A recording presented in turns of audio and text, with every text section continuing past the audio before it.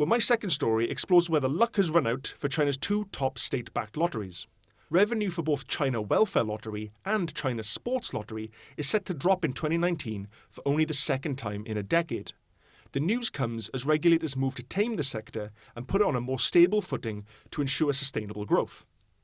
In the first 11 months of 2019, both of these lottery operators raked in a whopping 380 billion yen, or about $55 billion in revenue. Now, while those do sound like some big bucks, both lottery operators saw a collective 19% plunge in revenue from the same period a year earlier. In other words, both of their receipts fell by hundreds of billions of yen. So what's behind the tumble? So this can be pinpointed down to two reasons. Well, first, over the past couple of years, China has been tightening regulations on the lottery industry, and this has had all sorts of ripple effects. A notable example came in 2015, when the state stepped up its supervision of online ticket sales. This prompted names like New York-listed 500.com to abandon online lottery ticket sales completely, sparking a long-term decline that's seen its shares lose more than two-thirds of their value since June 2015. However, the final nail in the coffin came in 2019, with changes to two popular lottery games that were first introduced in January and took effect the next month. According to a professor at the Beijing College of Social Administration, the scale-back of the two games reflects a broader desire by the regulators to strengthen oversight of the industry and ensure its healthy development.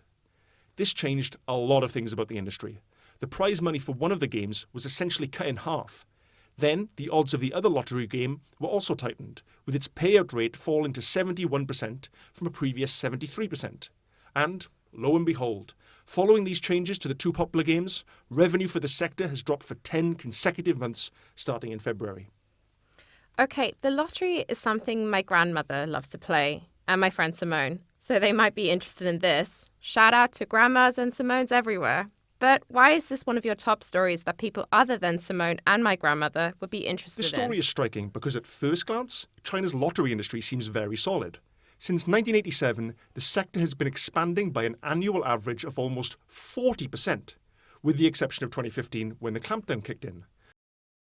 However, as the aforementioned professor told us, steps like scaling back games could just be the start of a broader period of reform for the lottery industry. Secondly, money from lottery ticket sales is used to fund public welfare projects, so a drop in lottery sales effectively means a drop in government revenue. And lastly, China has a complicated relationship with gambling. In most parts of the country, gambling is effectively illegal, apart from the lotteries, of course. How China manages this industry effectively is really difficult.